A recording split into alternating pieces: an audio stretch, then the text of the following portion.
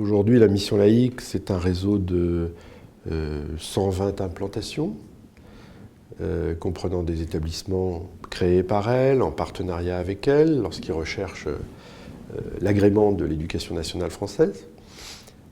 Nous avons aussi un savoir-faire en matière d'école d'entreprise, puisque les grandes entreprises françaises, lorsqu'elles expatrient leurs cadres, ont parfois besoin d'une scolarisation fabriquée à leur mesure, localement, partout où elles sont. Et puis on développe aussi une activité de coopération avec les États ou des entreprises, là aussi, pour développer des réseaux scolaires ou des écoles qui est un sens particulier. Je vous donnerai par exemple l'histoire de lycées que Total, en relation, en partenariat avec l'État angolais, a voulu que nous créions sur un programme national au sortir de la crise qui a frappé le pays si longtemps.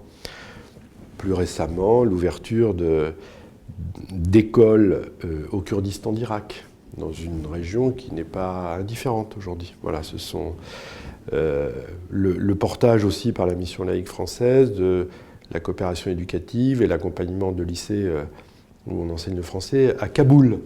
Voilà, on sait faire ça aussi. Ce ne sont pas les terrains les plus faciles, mais pour le dire un peu avec humour, ce sont des terres de mission françaises.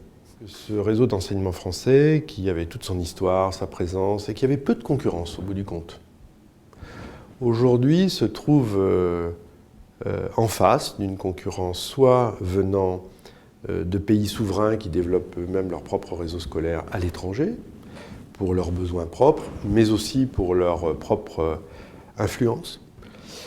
On assiste également au développement puissant, notamment dans les pays en développement et les pays émergents, de réseaux scolaires privés, tout simplement parce que dans tous ces pays, la loi établit un partage entre le secteur public et le secteur privé qui viennent se conforter l'un l'autre pour augmenter l'offre scolaire. Donc c'est dans ce contexte qu'il faut concevoir notre rôle, avec plusieurs questions. Premièrement, comment être les plus attractifs sans trahir le message originel français.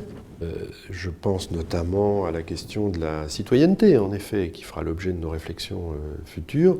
On ne peut plus concevoir la notion de citoyenneté comme un contenu d'enseignement ressemblant ou transféré de l'enseignement national, mais on est obligé d'y intégrer un certain nombre de questions qui sont liées au public, au contexte, aux exigences même programmatiques locales. Et puis d'un autre côté, nous sommes obligés d'avoir des établissements qui sont de plus en plus attractifs en termes d'équipement et qui soient concurrentiels. Et là, le numérique a toute sa place. C'est la raison pour laquelle, d'ailleurs, on a focalisé notre attention depuis 2-3 ans sur ce sujet. Nous apercevons d'une part que nos établissements n'étaient peut-être pas aussi bien équipés qu'il leur aurait fallu.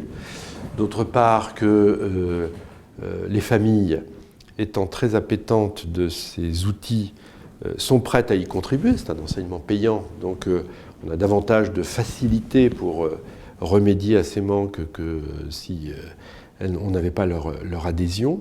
Voilà, c'est ça la complexité une question de contenu et d'adaptation aux cultures locales, une question de pronostic et d'organisation pédagogique qui permettent une compatibilité avec d'autres systèmes scolaires et universitaires. Je ne peux pas passer sous silence le rôle fondamental de l'apprentissage des langues. Nous ne sommes plus monolingues, bien sûr. Bilingues, ça ne suffit plus. Et donc, on développe désormais un système scolaire encore expérimental à 3 langues dès les classes maternelles dans certaines situations. Et dans les zones de concentration qui sont les nôtres aujourd'hui, je pense au pourtour méditerranéen, à l'Afrique du Nord, l'Afrique subsaharienne en s'y développant, l'enjeu, on le voit bien, c'est la formation, c'est-à-dire le recrutement et l'acculturation au système scolaire français ou à la française.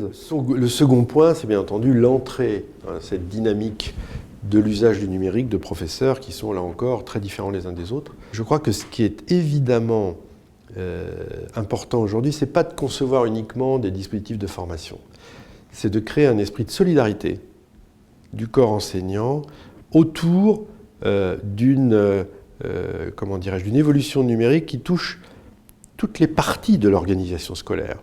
Les relations à l'élève, les relations aux parents, les relations entre professeurs pour concevoir des cours plus communs, plus partagés, des modes d'évaluation qui casse les murs et qui ne soit pas un unique tête-à-tête entre une classe et un professeur, mais qui implique à la satisfaction de tous des équipes. Cette évolution ou révolution numérique, elle s'accompagne d'une reconfiguration des espaces. Ça s'est fait presque en même temps, c'est-à-dire considérer que la mise à niveau des espaces était absolument indispensable dans une conception de l'échange pédagogique qui ne pouvait plus s'accommoder d'un alignement de salles, etc., sans se préoccuper d'espaces de relations personnelles et par groupe entre les professeurs et les élèves, de travail des professeurs qui restent plus longtemps, parce que ça aussi c'est important. On n'est pas à l'étranger dans de ce dialogue qui est souvent tendu sur l'horaire de travail, mais en même temps, si on veut avoir cette disponibilité-là, il faut offrir un confort de vie dans l'établissement scolaire qui n'était pas du tout celui qu'on observait auparavant.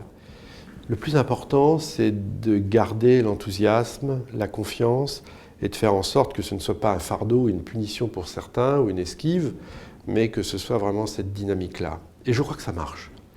Il y a quand même quelque chose d'excitant, au sens propre du terme, pour la plupart des professeurs qui se rendent compte de toute façon au départ que